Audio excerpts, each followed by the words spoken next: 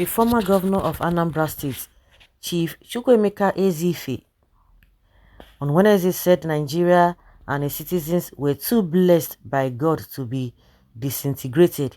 He stated this when he hosted a presidential aspirant, Adewale Adebayo, who paid him a condolence visit at his Abuja home over the death of his wife, Njideka.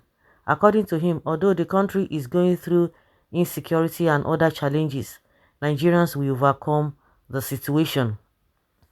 The ex-governor called on Nigerians, especially the youth, to unite and fight their common enemy, saying the people should expect a new Nigeria after the next general elections. He said, "We have a gem of a country. God gave us more than he gave any other country. No country have what we have.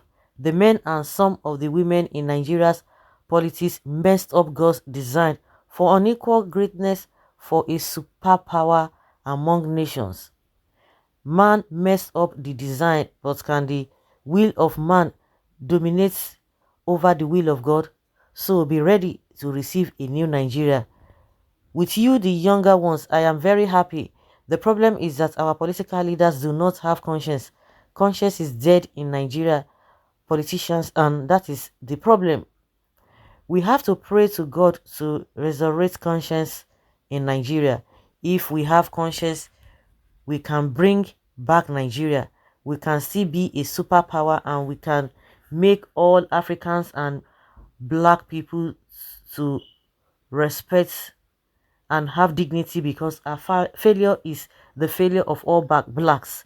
It is not over. Nigeria is not about to disintegrate, but we have to go back to God and pray that he restores his plan for Nigeria. Adebayo described Ezefe as a stabilizer in the country.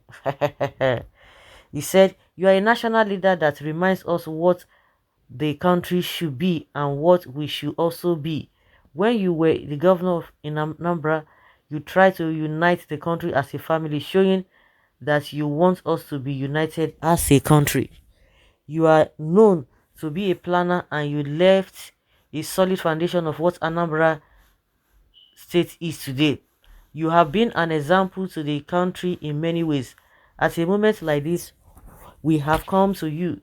You must fill the vacuum of losing a loved one, but you must fill that vacuum with all the many children you have produced. Your duty is to give us direction.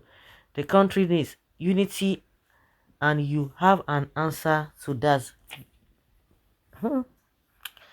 When I begin to hear all this kind of a thing, I just say, now one or today. But first and foremost, our condolence to the man who lost his wife. May our soul rest in perfect peace, and may God grant the children and the man himself, Ezefe, the grace to bear the loss. It is not an easy thing. That being said, so when I begin to hear this, I think it's the same Adebayo that went to Abdul Salami when Abdul Salami said, "Oh, we don't want a walking stick president and all of that." These guys will always tell you what you like to hear. They will tell you what you hear, but the problem is in the doing. We have to go and pray to God so that these people will have conscience. We have laws there, because in Nigeria, the government does not believe in spirituality.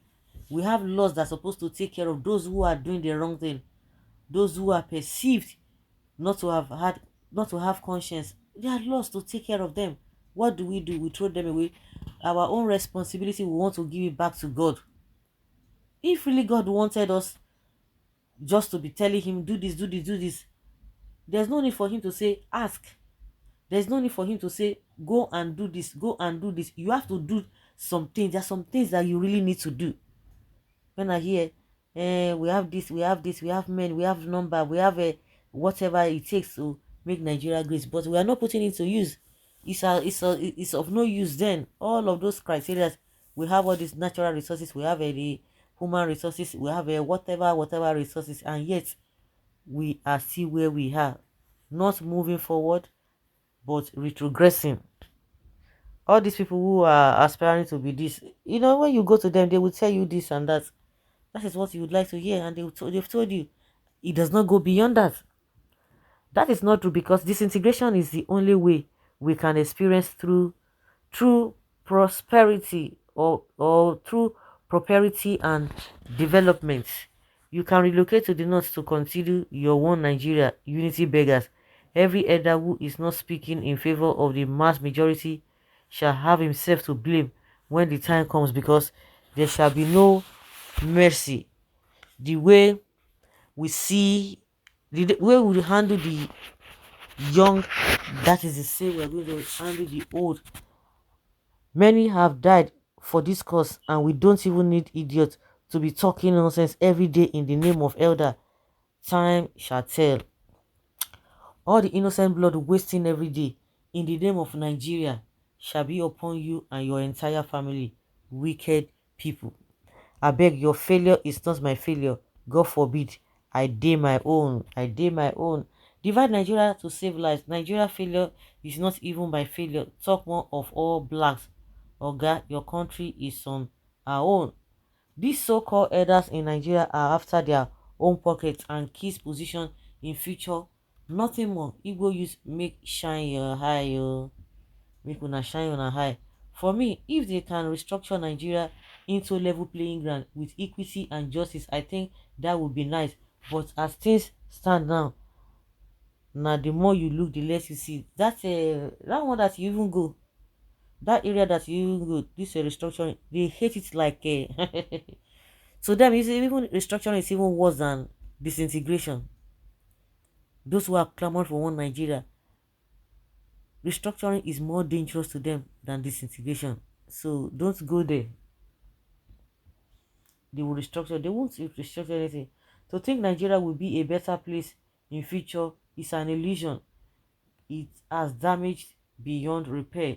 I reckon as soon as Mr. Buhari leaves office, the issue behind separation will reduce, and probably if a competent leader take over the mantle and address key problems affecting the masses, I believe those clamoring for secession will lose guard, because many idle minds will be engaged and will no longer have the time chasing unrealistic expectation. Is it just to say it and nothing will be done? No, it's not just to say it. The solution is in the doing, not saying. You people cannot be trusted again. Before people can trust you or your corrupt politicians, all you corrupt politicians should be given a long time sentence, and all the borrowed funds should be accounted for, and a lot of reforms in government, organizations, and more. For now, we need referendum. It's better to fail and let people have their freedom than be than being together with some as slave in the 21st century.